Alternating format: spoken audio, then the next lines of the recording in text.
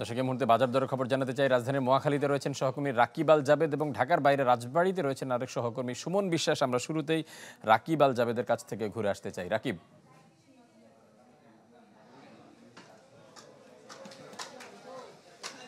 ফারুক, এই মুহূর্তে বাজারে আমরা জানি সবচেয়ে যে দুশ্চিন্তার বিষয়টি সেটা হচ্ছে ভরা মৌসুমেও যে চালের অতিরিক্ত দাম, সেই বিষয়টি কিন্তু ক্রেতাদেরকে ভাবাচ্ছে এবং কি খুচরা বিক্রেতা যারা তারাও কিন্তু আসলে উত্তর জানেন না যে কেন আসলে দামটা বাড়ছে। এই সময় অন্যান্য বছরগুলোতে দাম কমেছে বলে তারা আমাদেরকে জানিয়েছেন।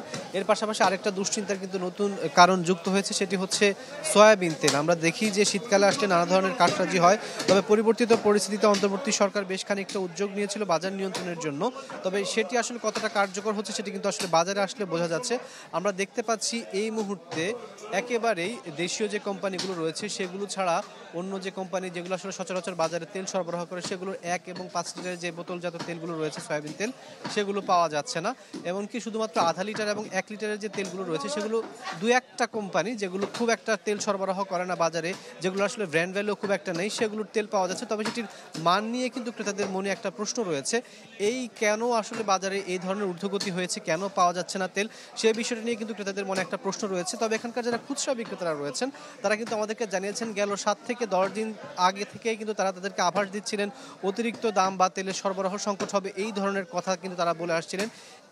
খানিকক্ষণ আগে কিন্তু একজন বিক্রয় প্রতিনিধির সাথে আমার কথা হয়েছিল, তিনি যেমনটি বলছিলেন যে উপরের মহল থেকে বলা হয়েছে আসলে এখন যাতে বাজারে তেল সরবরাহ করা না হয়, পরবর্তীতে নতুন করে দাম যদি নির্ধারণ করা হয় তাহলে তারা তেল সরবরাহ করবেন।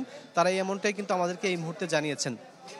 আপনি নিশ্চয়ই জানেন যে বাণিজ্য উপদেষ্টা বেশ কিছুদিন আগে বলেছেন সচিবালয়ে একটি সংবাদ সম্মেলনের পরে যে 3 মাসের মধ্যে বাজারের যে সার্বিক অবস্থা, অর্থাৎ চালের বাজার বা অন্যান্য যে বাজারগুলো রয়েছে সেগুলো স্বাভাবিক হয়ে আসবে। তাহলে ক্রেতা মনে প্রশ্ন হচ্ছে বা ক্রেতাদের মনে যে বড় প্রশ্নটা দেখা দিচ্ছে, তাহলে কেন এই পরিবর্তনের কোনো সুফল কিন্তু তারা এখন পর্যন্ত পাচ্ছেন না। শুধুমাত্র এই মুহূর্তে স্বস্তির যে জায়গাটা সেটা হচ্ছে বাজারে যে শীতকালীন সবজিগুলো রয়েছে সেগুলোর দাম সাধারণের নাগালের মধ্যে রয়েছে। এর পাশাপাশি আমির জাতীয় পণ্যের মধ্যে কেবল ডিমের দামটাই সাধারণের নাগালের মধ্যে রয়েছে।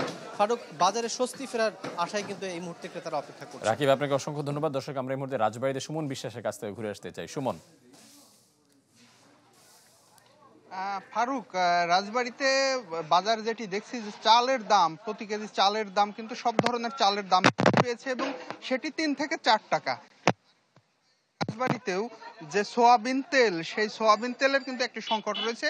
বিশেষ করে বোতলজাত যে সোয়াবিন তেল সেটি কিন্তু আসলে ব্যবসায়ীরা বলছে খুবই সংকট। তবে খোলা যে তেলটি বিক্রি হয় সোয়াবিন, সেটির কিন্তু পর্যাপ্ত সরবরাহ রয়েছে। কিন্তু অনেক ক্রেতাই আসেন যে বোতলজাত সোয়াবিন তেল কিনতে, কিন্তু সেটি বাজারে সেভাবে নেই। এখন কেন নেই এটি আসলে ব্যবসায়ীরা কিন্তু জানেন না যে সেই তেল সরবরাহ কেন নেই। আসলে তাদের পরিবেশক জানিয়েছে যে তেলের সরবরাহ এ মুহূর্তে নেই। আর যদি সবজি বাজারের দিকে আমরা দেখি যে সব ধরনের সবজির দামই কিন্তু কমেছে। বিশেষ করে আমরা ফুলকপি এবং বাঁধাকপি এটি কিন্তু একদমই কম দামে বিক্রি হচ্ছে, সেটি কেজি 10 টাকারও নিচে। এবং কৃষক পর্যায়ে যেটি রয়েছে সেটি কিন্তু আমরা কৃষকদের সাথে কথা বলেছি যে কৃষকরা কিন্তু এই সবজিগুলো বিক্রিও করতে পারছে না। পাশাপাশি শীতের আরো যে সবজি রয়েছে, টমেটো, বেগুন, শিম, এগুলোও কিন্তু একেবারে ক্রয় ক্ষমতার মধ্যে।